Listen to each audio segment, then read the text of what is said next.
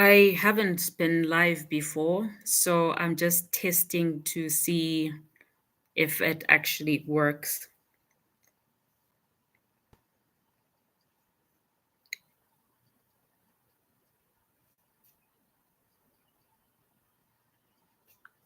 This is one of my favorite books by Margery Williams.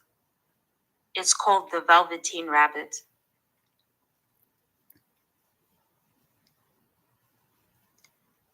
There was once a velveteen rabbit, and in the beginning, he was really splendid. He was fat and bunchy, as a rabbit should be. His coat was spotted and white. He had real thread whiskers, and his ears were lined with pink sateen. On Christmas morning, when he sat wedged atop the boy's stocking, with a sprig of holly between his paws, the effect was charming. There were other things in the stocking: nuts and oranges, and a toy engine, and chocolate almonds with a clockwork mouse. But the rabbit was quite the best of all. For at least 2 hours the boy loved him, and then aunts and uncles came to dinner, and there was a great rustling of tissue paper and unwrapping of parcels. And in the excitement of looking at all the new presents, the Velveteen Rabbit was forgotten. For a long time, he lived in the toy cupboard or in the nursery floor, and no one thought very much about him. He was naturally shy, and being made of velveteen, some of the more expensive toys quite snubbed him. The mechanical toys felt very superior and looked down on everyone else. They were full of modern ideas and pretended they were real. The model boat, who had lived some 2 seasons and lost most of his paint, caught the tone from them and never missed an opportunity of referring to his rigging in technical terms. The rabbit could not claim to be a model of anything, for he didn't know that real rabbits existed. He thought they were all stuffed with sawdust like himself, and he understood that sawdust was quite out of date and should never be mentioned in modern circles. Yet Timothy, the jointed wooden lion, who was made by disabled soldiers and should have had broader views, put on airs and pretended he was connected with government. Between them all, the poor little rabbit was made to feel himself very insignificant and commonplace, and the only person who was kind to him at all was the skin horse. The skin horse had lived longer in the nursery than any of the others.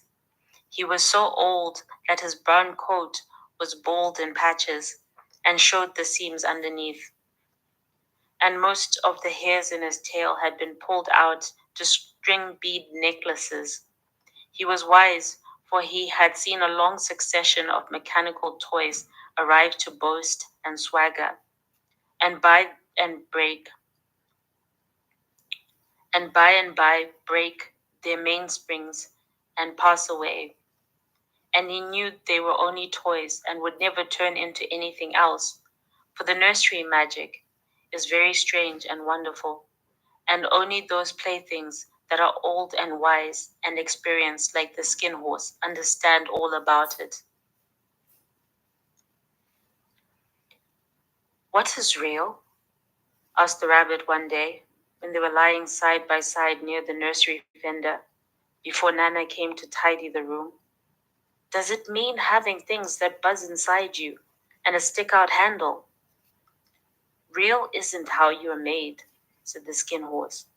"It is a thing that happens to you when a child loves you for a long, long time, not just to play with, but really loves you. Then you become real." "Does it hurt?" asked the rabbit. "Sometimes," said the skin horse, for he was always truthful. "When you are real, you don't mind being hurt."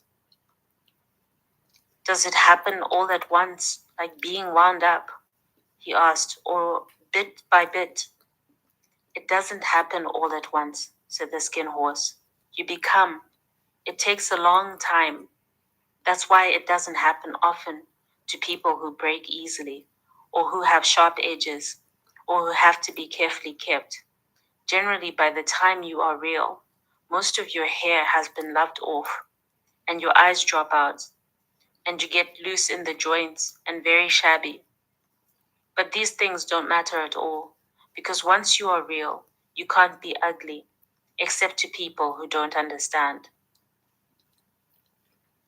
"I suppose you are real," said the rabbit, and then he wished he had not said it, for he thought the skin horse might be sensitive, but the skin horse only smiled. "The boy's uncle made me real," he said. "That was a great many years ago. But once you are real, you can't become unreal again. It lasts for always." The rabbit sighed. He thought it would be a long time before this magic called real happened to him. He longed to become real, to know what it felt like, and yet the idea of growing shabby and losing his eyes and whiskers was rather sad. He wished that he could become it without the uncomfortable things happening to him. There was a person called Nana who ruled the nursery. Sometimes she took no notice of the playthings lying about, and sometimes for no reason whatever. She went swooping about like a great wind and hustled them away in the cupboards. She called this tidying up, and the playthings all hated it, especially the tin ones.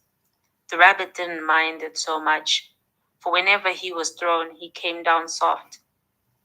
One evening, when the boy was going to bed, he couldn't find the china dog that always slept with him. Nana was in a hurry, and it was too much trouble to hunt for china dogs at bedtime. So she simply looked about her, and seeing the toy cupboard door open, she made a swoop. "Here," she said, "take your old bunny. He'll do to sleep with you." And she dragged the rabbit by one ear and put him in the boy's arms. That night, and for many nights after, the Velveteen rabbit slept in the boy's bed. At first he found it rather uncomfortable, for the boy hugged him very tight, and sometimes rolled over on him, and sometimes pushed him so far under the pillow that the rabbit could scarcely breathe. And he missed, too, the long moonlit hours in the nursery when the house was silent, and his talks with the skin horse. But very soon he grew to like it, for the boy used to talk to him and made nice tunnels for him under the bedclothes that he said were like the burrows that real rabbits lived in. And they had splendid games together, in whispers, when Nana had gone away to supper and left the nightstand burning on the mantelpiece. And when the boy dropped off to sleep, the rabbit would snuggle under his little warm chin and dream with the boy's hands clasped around him all night long. And so time went on, and the little rabbit was very happy. So happy that he never noticed how his beautiful velveteen fur was getting shabbier and shabbier, and his tail becoming unsewn, and all the pink rubbed off his nose where the boy had kissed him. Spring came, and they had long days in the garden, for wherever the boy went, the rabbit went too. He had rides in the wheelbarrow and picnics on the grass, and lovely fairy huts built for him under the raspberry canes behind the flower border.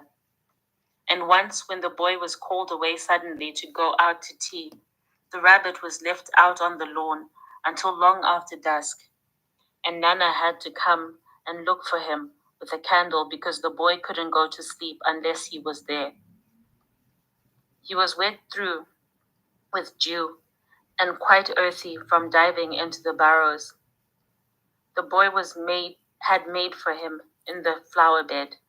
and Anna grumbled as she rubbed off him off with the corner of her apron. You must have your old bunny, she said. Fancy all that fuss for a toy. The boy sat up in bed and stretched out his hands. Give me my bunny, he said. You mustn't say that. He isn't a toy. He's real.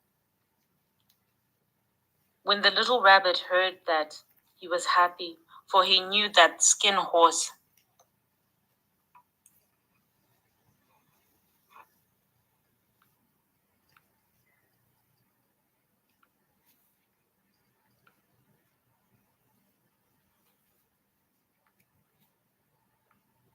This is one of my favorite. You must have your old bunny, she said. Fancy all that fuss for a toy. The boy sat up in bed and stretched out his hands. Give me my bunny, he said. You mustn't say that. He isn't a toy. He's real. When the little rabbit heard that, he was happy, for he knew that what the Skin Horse had said was true at last. The nursery magic had happened to him, and he was a toy no longer. He was real. The boy himself had said it. That night, he was almost too happy to sleep, and so much love stirred in his little sawdust heart that it almost burst. And into his boot button eyes that had long ago lost their polish, there came a glow of wisdom and beauty, so that even Nana noticed it the next morning when she picked him up and said, I declare, if that old bunny hasn't got quite an annoying expression. That was a wonderful summer. Near the house where they lived, there was a wood, and in the long June evenings, the boy liked to go there after tea to play. He took the Velveteen rabbit with him, and before he wandered off to pick flowers or to play in the briggans among the trees, he always made the rabbit a little nest somewhere among the bracken where he would be cozy, for he was a kind-hearted little boy, and he liked Bunny to be comfortable. One evening, while the bunny was lying there alone, watching the ants that ran to and fro between his velvet paws in the grass, he saw two strange beings creep out of the tall bracken near him. They were rabbits, like himself, but quite furry and brand new. They must have been very well made, for their seams didn't show at all, and they changed shape in a queer way when they moved. One minute they were long and thin, and the next minute they were fat and bunchy, instead of always staying the same like he did. Their feet padded softly on the ground, and they crept quite close to him, twitching their noses, while the rabbits stared hard to see which side of the clockwork stuck out, for he knew that people who jump generally have something to wind them up, but he couldn't see it. They were evidently a new kind of rabbit altogether. They stared at him, and the little rabbit stared back, and all the time their noses twitched. Why don't you get up and play with us? One of them said. I don't feel like it, said the rabbit, for he didn't want to explain that he had no clockwork. Oh, said the furry rabbit, it's as easy as anything, and he gave a big hop sideways and stood on his hind legs. I don't believe you can, he said. I can, said the little rabbit. I can jump higher than anything. He meant that when the boy threw him, but of course he didn't want to say so. Can you hop on your hind legs? Asked the furry rabbit. That was a dreadful question, for the Velveteen rabbit had no hind legs at all. The back of him was made in all in one piece, like a pincushion. He sat still in the bracken and hoped that the other rabbits would not notice. I don't want to, he said. But the wild rabbits have such sharp eyes, and this one stretched his neck and looked. "He hasn't got any hind legs," he called out. "Fancy a rabbit without hind legs." And he began to laugh. "I have," cried the little rabbit. "I've got hind legs. I'm sitting on them." "Then stretch them out and show me, like this," said the wild rabbit, and he began to whirl around and dance till the little rabbit got quite dizzy. "I don't like dancing," he said. "I'd rather sit still." But all the while he was longing to dance, for a funny new trickly feeling ran through him, and he felt he would give anything in the world to be able to jump about like these rabbits did. The strange rabbit stopped dancing and came quite close. He came so close this time that his long whiskers brushed the Velveteen rabbit's ear, and then he wrinkled his nose suddenly and flattened his ears and jumped backwards. "He doesn't smell right," he exclaimed. "He isn't a rabbit at all. He isn't real." "I am real," said the little rabbit. "I am real. The boy said so," and he nearly began to cry. Just then there was a sound of footsteps, and the boy ran past near them, and with a stamp of feet and a flash of white tails, the two strange rabbits disappeared. "Come back and play with me," called the little rabbit. "Oh, do come back. I know I'm real." But there was no answer. Only the little ants ran to and fro, and the bracken swayed gently where the two strangers had passed. The Velveteen rabbit was all alone. "Oh dear," he thought. "Why did they run away like that? Why couldn't they stop and talk to me?" For a long time he lay very still, watching the bracken and hoping they would come back, but they never returned, and presently the sun sank lower, and the little white moths fluttered out, and the boy came and carried him home. Weeks passed, and the little rabbit grew very old and shabby, but the boy loved him just as much. He loved him so hard that he loved off all his whiskers, and the pink lining to his ears turned gray, and his brown spots faded. He even began to lose his shape, and scarcely looked like a rabbit any more, except to the boy. To him he was always beautiful, and that was all the little rabbit cared about. He didn't mind how he looked to other people, because the nursery magic had made him real. And when you are real, shabbiness doesn't matter. And then, one day, the boy was ill.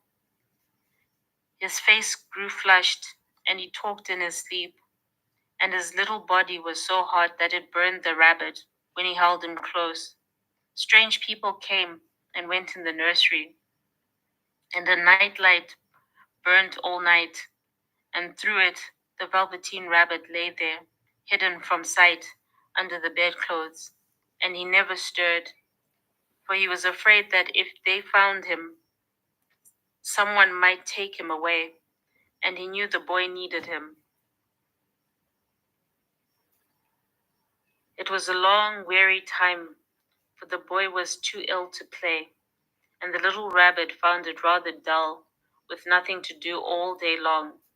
But he snuggled down patiently and looked forward to the time when the boy should be well again, and they would go out to the garden amongst the flowers and the butterflies and play splendid games in the raspberry thicket like they used to. All sorts of delightful things he planned, and while the boy lay half asleep, he crept close to the pillow and whispered them in his ear. And presently the fever turned, and the boy got better. He was able to sit up in bed and look at picture books, while the little rabbit cuddled close by at his side. And one day they let him get up and dress.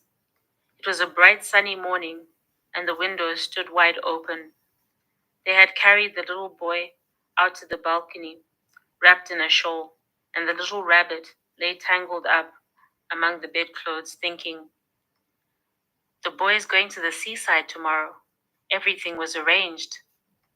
Now it only remained to carry out the doctor's orders. They talked about it all while the little rabbit lay under the bedclothes, with just his head peeping out, and listened. The room was to be disinfected, and all the books and toys that the boy had played with in bed must be burned. Hurrah! Thought the little rabbit.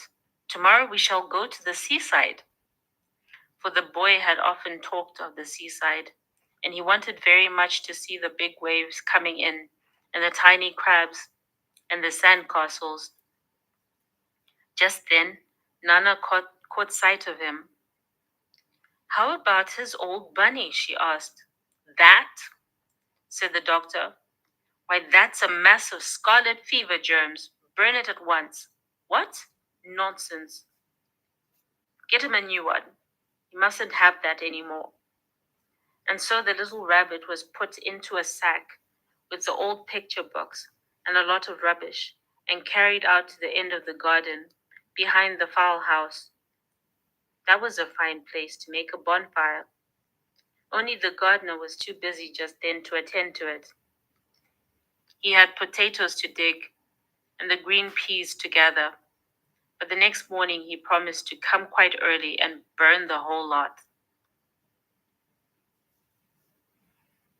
That night the boy slept in a different bedroom, and he had a new bunny to sleep with him. It was a splendid bunny, all white, plush, with real glass eyes, but the boy was too excited to care very much about it, for tomorrow he was going to the seaside, and that in itself was such a happy thing that he could think of nothing else. And while the boy was asleep, dreaming of the seaside, the little rabbit lay among the old picture books in the corner behind the fowl house, and he felt very lonely. The sack had been left untied, and so by wriggling a little bit, he was able to get his head through the opening and look out. He was shivering a little, for he had always been used to sleeping in a proper bed, and by this time his coat had worn so thin and threadbare from the hugging that it was no longer any protection for him. Nearby he could see the thicket of raspberry canes, growing tall and close like a tropical jungle, in whose shadow he had played with the boy in bygone mornings. He thought of the long sunlit hours in the garden, how happy they were, and a great sadness came over him. He seemed to see them all pass before him, each more beautiful than the other. The fairy huts in the flower bed, the quiet evenings in the wood when he lay in the bracken, and the little ants ran over his paws. The wonderful day when he first knew that he was real. He thought of the skin horse, so wise and gentle, and all that he had told of him. Of what use was it to be loved and to lose one's beauty and become real if it all ended like this? And a tear, a real tear, trickled down his shabby velvet nose and fell to the ground. And then a strange thing happened. For where the tear had fallen, a flower grew out of the ground, a mysterious flower, not at all like any that grew in the garden. It had slender green leaves, the color of emeralds, and in the center of the leaves a blossom like a golden cup. It was so beautiful that the little rabbit forgot to cry and just lay there watching it. And presently the blossom opened, and out of it stepped a fairy. She was quite the loveliest fairy in the world. Her dress was of pearl and dewdrops, and there were flowers round her neck and in her hair, and her face was like the most perfect flower of all. And she came close to the rabbit and gathered him in her arms and kissed on his velveteen nose that was all damp from crying. "Little rabbit," she said, "don't you know who I am?" The rabbit looked up at her, and it seemed to him that he had seen her face before, but he couldn't think of where. "I am the nursery magic fairy," she said. "I take care of all the playthings that children have loved. When they are old and worn out and the children don't need them anymore, then I come and take them away with me and turn them into real." "Wasn't I real before?" asked the little rabbit. "You were real to the boy," said the fairy, "because he loved you. Now you shall be real to everyone." And she held the rabbit close to her arms and flew with him into the wood. It was light now, for the moon had risen. All the forest was beautiful, and the fronds of the bracken shone like frosted silver.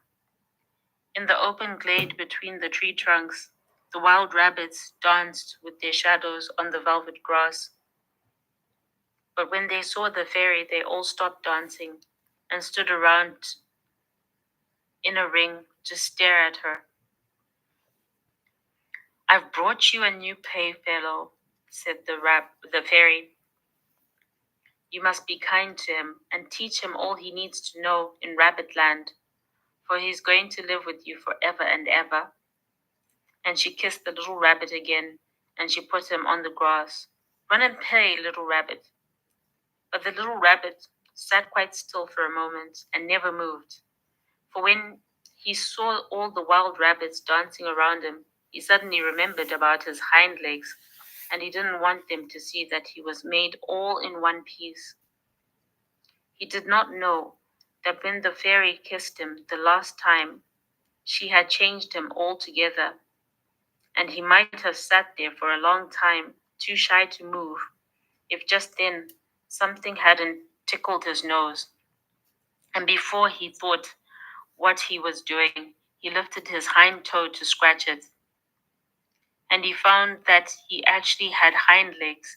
Instead of a dingy velveteen, he had brown fur, soft and shiny. His ears twitched by themselves, and his whiskers were long, so long that they brushed the grass.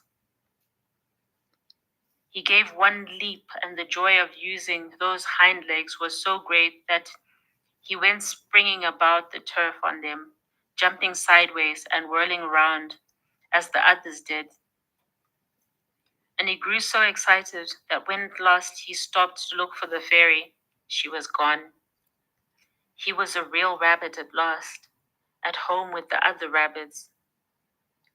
Autumn passed, and winter, and in spring, when the days grew warm and sunny, the boy went out to play in the wood behind the house. And while he was playing, two rabbits crept out from the bracken and peeped at him. One of them was brown all over, but the other had strange markings under his fur, as though long ago he had been spotted, and the spots still showed through. And about his little soft nose and his round black eyes was something familiar, so that the boy thought to himself, "Why, he looks just like my old bunny that I lost when I had scarlet fever." But he never knew that it really was his old bunny, come back to look at the child who had first helped him to be real. The end. Thank you for joining me for that stream of the Velveteen Rabbit. I was just testing to see if it works, and it does. I hope you enjoyed the reading. Have a lovely day, and please like, comment, and subscribe, and share with your friends.